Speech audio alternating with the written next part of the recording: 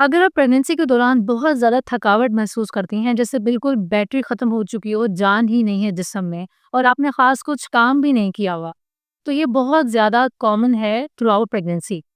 आज की इस वीडियो में मैं आपको 5 ऐसी प्रैक्टिकल टिप्स के हवाले से बताऊँगी कि जिस पे अमल करके आप बहुत हद तक इस थकावट को ओवरकम कर सकती हैं।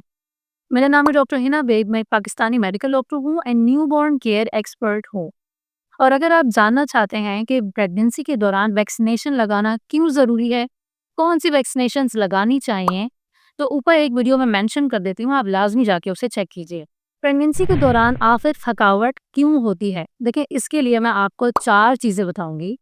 फर्स्ट ये है कि बहुत ड्रास्टिक किस्म का हार्मोनल चेंज आ जाता है बॉडी में और मेनली जो हार्मोन इन्वॉल्व होता है वो है प्रोजेस्टेरॉन। ये प्रोजेस्टेरॉन हार्मोन शुरू की 3 मंथ्स बहुत ज़्यादा प्रोड्यूस होता है, जिसकी वजह से एक फीमेल बहुत ज़्यादा सुस्त एंड स्लीपी फील करती है। इसके अलावा इसमें एनर्जी भी बहुत ज़्यादा यूटिलाइज हो रही होती है फीमेल की, जिसकी वजह से वो बहुत स्लीपी रहेगी और कोई काम भी नहीं किया होगा लेकिन बार बार नींद आ रही होगी and this is completely normal. Next जो वजह है वो है ब्लड वॉल्यूम का बहुत ज़्यादा एकदम से बढ़ना शुरू हो जाना। देखिए, नॉर्मली जो एक फीमेल अडल्ट है, उसका ब्लड वॉल्यूम यानी कि खून पूरी बॉडी में 4.5 लीटर के अराउंड होता है ऑन एवरेज। यानी कि वो 4.5 लीटर खून पूरी बॉडी में सर्कुलेट करता रहता है। लेकिन जब भी एक फीमेल प्रेग्नेंट होती है तो अराउंड 1.5 से 2 लीटर यानी 1.5 से 2 लीटर्स ब्लड वॉल्यूम इंक्रीज हो जाता है। अब यहाँ पे एक बात समझने की ज़रूरत है कि जो ब्लड वॉल्यूम इंक्रीज हो रहा है, उसके अंदर शुमार सिर्फ और सिर्फ प्लाज्मा का है। हमारे खून में 3 से 4 बहुत मेन एलिमेंट्स पाए जाते हैं, जिसमें हमारे पास red blood cells, white blood cells, platelets and plasma शामिल होता है। जब भी एक फीमेल प्रेग्नेंट होगी तो प्लाज्मा का वॉल्यूम इंक्रीज होगा, रेड ब्लड सेल्स कम हो जाएंगे क्योंकि वॉल्यूम प्लाज्मा का इंक्रीज हो चुका है, जिसके नतीजे में आयरन डेफिशिएंसी होना शुरू हो जाएगी, आयरन की कमी हो जाएगी और मेडिकल टर्म में हम इसे कहते हैं एनीमिया इन प्रेगनेंसी। लिहाजा आयरन की सप्लीमेंट्स लेना through out pregnancy is very much necessary.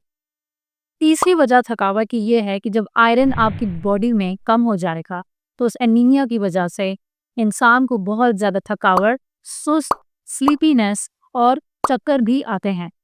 तो ये भी एक वजह होती है प्रेगनेंसी में थकावट ही। फोर्थ एंड लास्ट वजह होती है थकन की, आपकी कमर की तकलीफ। देखिए, लास्ट के ट्राइमेस्टर में यूजुअली कुछ पेशेंट्स कहते हैं कि फोर्थ फिफ्थ से भी उनको कमर में तकलीफ शुरू हो जाती है, लेकिन जो जनवन कमर की तकलीफ होती है वो 7 मंथ क्रॉस करने के बाद स्टार्ट हो जाती है। 8 to 9 मंथ यानी अराउंड 34-33 वीक्स के बाद सही वाले कमर में पेन होता है थ्रू आउट नाइट। तो ऐसे केस में आपकी नींद पूरी नहीं होती और आप पूरे दिन स्लीपीनेस फील कर रहे होते हैं। तो अब हम 5 ऐसे टिप्स के बारे में डिस्कस करेंगे जिनको आप परफॉर्म करें, बहुत हद तक आपकी ये थकावट मिनिमाइज हो जाएगी। तो फर्स्ट टिप है, नाइट टाइम शेड्यूल अपना काफ़ी हद तक बेहतर बनाइए। देखिए, अपनी नींद आपने 7 से 9 घंटे की लाजमी पूरी करनी है। एटलीस्ट ये उन लोगों के लिए है जो अभी लास्ट ट्राइमेस्टर में नहीं है कि तो उनकी कमर में अभी तकलीफ नहीं होती। 7 से 8 घंटे आपने नींद लेनी है। इसके अलावा आधे घंटे के टाइम, आधा घंटा दिन में ज़रूर सोइए। आप हाफ आवर की नैप्स 1 से 2 भी ले सकते हैं। इस तरीके से करने से आपकी जो ओवरऑल बॉडी की एनर्जी है वो रिटेन रहेगी, बैटरी बहुत हद तक चार्ज रहेगी। स्लीप लेने से चार्जिंग अच्छी हो जाती है। तो ये करने से आपको काफ़ी हद तक डिफरेंस फील होगा। सेकंड टिप ये है कि आपने अपनी डाइट पे ध्यान देना है।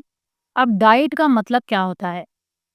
घर के अंदर जो खाने बनते हैं वो आपने लाज़मी खाने हैं, लेकिन ज़्यादा तवज्जो आपने देनी है प्रोटीन्स के ऊपर। अब प्रोटीन्स क्या होते हैं? प्रोटीन मसल बिल्ड करते हैं आपकी बॉडी के, आपको एनर्जी देते हैं थोड़ी स्लो फॉर्म में। कार्ब्स लेके वो फ़ौरन एनर्जी में कन्वर्ट हो जाता है, कैलोरीज़ फ़ौरन मिल जाती हैं और जल्दी पेट खाली हो जाता है। प्रोटीन्स इसके मुकाबले में एक डिलेड वर्जन है। अब आप क्या खा सकती हैं? एग्स खाइए, गोश्त लीजिए, चाहे वो चिकन हो, बकरे का हो या गाय का गोश्त हो। अगर आप थोड़ी कमज़ोर सी हैं तो लाज़मी बकरे या गाय का गोश्त खाना ज़रूरी है, दिन में ये मरतबा तो लाज़मी खाइए। ऐसे करने से एनर्जी रिटेन रहती है। इसके अलावा फ्रूट जूसेस पीजिए घर में बना के, फ्रेश।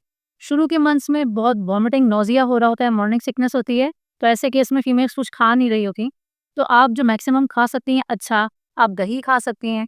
इसके अलावा फ्रूट के स्पेशल जूसेस अपने लिए बना के रखें और वो फ्रेश होने चाहिए। डब्बे वाले जूसेस बिल्कुल भी नहीं पीने होते। इसके अलावा आप दालें, सब्जियाँ, फ्रूट्स इनका इस्तेमाल करें। ये होती है एक हेल्दी डाइट। चाय का इस्तेमाल, कैफ़ीन का इस्तेमाल, चॉकलेट्स, चिप्स, बिस्किट्स ये किसी भी काम के नहीं होते। ये सिर्फ़ एक एंटी कैलोरीज़ होती हैं। ना वो आपको फ़ायदा देती हैं और ना ही वो आपके बेबी को। इसके अलावा अपने हाइड्रेशन का बहुत ज़्यादा ध्यान रखना है। हाइड्रेशन से क्या मुराद है? पानी की कमी नहीं होनी चाहिए, चाहे सर्दियाँ हों, चाहे गर्मियाँ हों। गर्मियों में तो और ज़्यादा पानी पीना होता है।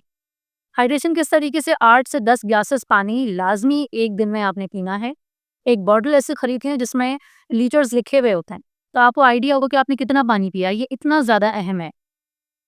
इसके अलावा जो थर्ड चीज़ है इम्पोर्टेंट वो है सप्लीमेंट्स। जैसे कि पहले भी मैंने ज़िक्र किया कि आयरन बहुत ज़रूरी होता है थ्रू आउट प्रेगनेंसी। जो न्यू प्रेग्नेंट फर्स्ट प्राइमरी होती हैं, प्राइमरी ग्रेविडा जो होती है, बेसिकली उससे अभी इतना एनीमिया की शिकायत यूजुअली नहीं होती, लेकिन मोस्टली पाकिस्तान में तो हम every second third case anaemic ही देख रहे होते हैं। यहाँ पे बहुत ज़्यादा खून की कमी है फीमेल्स को। तो फर्स्ट प्रेगनेंसी वाले थोड़ा-सा कोप अप कर सकते हैं, लेकिन सेकंड, थर्ड, फोर्थ प्रेगनेंसी में तो आयरन के सप्लीमेंट्स बहुत ज़्यादा ज़रूरी होते हैं। अगर आप नहीं लेते और वो सीवियर केसेस होते हैं, तो फिर आयरन लगवाना भी पड़ता है या खून भी ट्रांसफ्यूज़ करना पड़ता है। लिहाज़ा ये इतनी इंपॉर्टेंट चीज़ है। आयरन के सप्लीमेंट्स 16 वीक्स के बाद most probably according to protocol start कर देते हैं। उससे पहले फॉलिक एसिड लेना बहुत ज़रूरी है। क्यों? हमारी डाइट में फॉलिक एसिड्स इतना नहीं होता है। डेली की रिक्वायरमेंट एक प्रेग्नेंट फीमेल की 5 मिलीग्राम है। फॉलिक एसिड की एक गोली 5 मिलीग्राम डोजेज के साथ होती है। अगर आप ये डेली लेंगे 16 वीक्स तक, तो फायदा ये होगा कि उस शुरू के टाइम पीरियड में बेबी का ब्रेन, स्पाइनल कॉर्ड यानी पूरा नर्वस सिस्टम तैयार हो रहा होता है। तो उस नर्वस सिस्टम की कोई बीमारी ना निकल आए, तो फॉलिक एसिड देना बहुत ज़रूरी है। इसलिए शुरू के 16 वीक्स में आपने फॉलिक एसिड लाज़मी लेना है। इसके अलावा कैल्शियम, आयरन और डिफरेंट सप्लीमेंट्स बहुत ज़्यादा लाज़मी ज़रूरी होते हैं। या आपको डॉक्टर आपकी हेल्थ के हिसाब से आपको सजेस्ट करेंगे कि आपने कब लेना स्टार्ट करना है। थर्ड टिप इज़ वॉक या थोड़ी बहुत एक्सरसाइज। देखिए रिसर्च ये बात कहती है कि पूरे वीक में यानी पूरे हफ्ते में 150 मिनट्स 150 मिनट्स की वॉक लाज़मी होनी चाहिए। ये 150 मिनट्स बनते हैं 2.5 घंटे, 2.5 आवर्स। आप खुद टाइम डिस्ट्रीब्यूट कर लें कि आज मैंने इतने मिनट की वॉक कर ली है, कल मैं इतने कर लूँगी।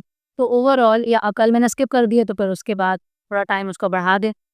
घर के बाहर रोड पे कहीं वॉक कर लीजिए, आराम अगर अपार्टमेंट से तो वहाँ कर लीजिए, पार्क में चली जाइए, जैसे फ़ीज़िबल हो बस वॉक कर लीजिए।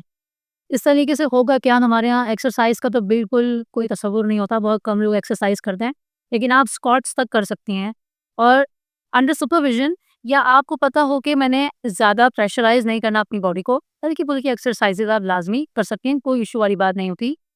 बेसिकली इससे आपकी एनर्जी अच्छे वे में यूटिलाइज़ होती है एंड मज़ीद एनर्जी बिल्डअप होती है।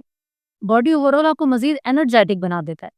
तो इस वक़्त हमारी वीडियो का एक्चुअल मकसद ही आपकी एनर्जी कंज़र्वेशन है। तो आप एक्सरसाइज़ करके अपनी एनर्जी कंज़र्व कर रही हैं। तो ये बहुत ज़्यादा नेसेसरी है। नेक्स्ट टिप है कि आप सिंप्लीफाई करें अपनी चीज़ों को, यानी कि आपने ज़्यादा प्रेशर नहीं लेना काम का। आप लोगों की हेल्प में, घरवालों की हेल्प कीजिए। ज़्यादा इस तरीके से काम ना करें जिससे आपको थकावट फ़ील हो। अब यहाँ पे एक बहुत प्रैक्टिकल बात मैं करूँ तो वो ये है कि जो प्राइमरी ग्रेविडा होती हैं यानी फर्स्ट टाइम जो मॉम बन रही होती हैं, उनके लिए थकावट फ़ील करना और ये प्रेगनेंसी एक बहुत बड़ी चीज़ होती है। तो उनको अपने ऊपर इतना प्रेशर नहीं लेना चाहिए। बहुत सारे लोग आपको कहते हैं कि आप एक्टिव रहें, ये बिल्कुल अच्छी बात है, लेकिन अगर आपसे नहीं रहा जा रहा, तो कोई ना कोई अंडरलाइंग इश्यू है या आप अभी कोप अप नहीं कर पा रही हैं, तो इतना प्रेशर नहीं लेना। जो सेकंड थर्ड टाइम मॉम होती हैं, प्रेगनेंसी मल्टीपैरास जो होती हैं, वो बहुत प्रैक्टिकल हो चुकी होती हैं, उनके पहले ही बच्चे होते हैं, तो उनके पास इतना टाइम नहीं होता कि वो अपनी नींदें पूरी कर सकें या वो डाइट अच्छी रख सकें। ओवरऑल वो बहुत कोशिश करती हैं, लेकिन ये बेसिकली है फर्स्ट टाइम प्रेग्नेंट वुमेन की वीडियो। तो आपने इस तरीके से अपने आप को अपनी एनर्जी को कंजर्व करना है। Tip number 5 is self care, या आपकी जो अपनी हॉबी है, आप उसके ऊपर फोकस करें। सेल्फ केयर के अंदर आप अपनी स्किन केयर का ख्याल कीजिए। जब आपको टाइम मिले, जब आप बोर हो रही हों, मोबाइल यूज़ करने के अलावा जो कुछ कर सकती हैं वो करें जो आपको पसंद है। अगर आपको स्केचिंग पसंद है, पेंटिंग अच्छी लगती है, या प्रेगनेंसी के लिए कोई इन्फॉर्मेशन कलेक्ट करना पसंद है, तो आप वो मोबाइल के थ्रू ज़रूर कलेक्ट कीजिए। फर्स्ट टाइम मॉम बन रही हैं तो बेबीज़ के लिए क्या-क्या चीज़ें लेनी चाहिए, जो अक्सर फीमेल सर्च कर रही होती हैं यूट्यूब पे, इंस्टाग्राम पे।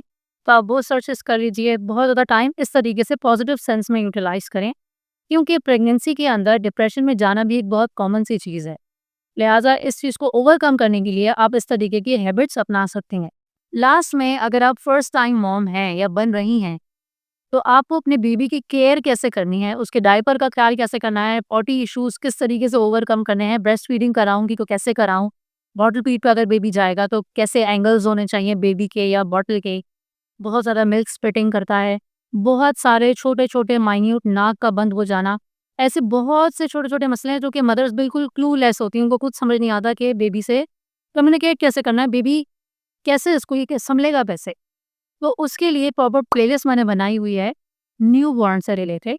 तो आप मैं ऊपर उसको मेंशन कर देती हूँ, आप लाज़मी जाके उसे चेक कीजिए। मेरा नाम है डॉक्टर हिना बे, इंशाल्लाह मिलती हूँ अपनी नेक्स्ट वीडियो में। शुक्रिया।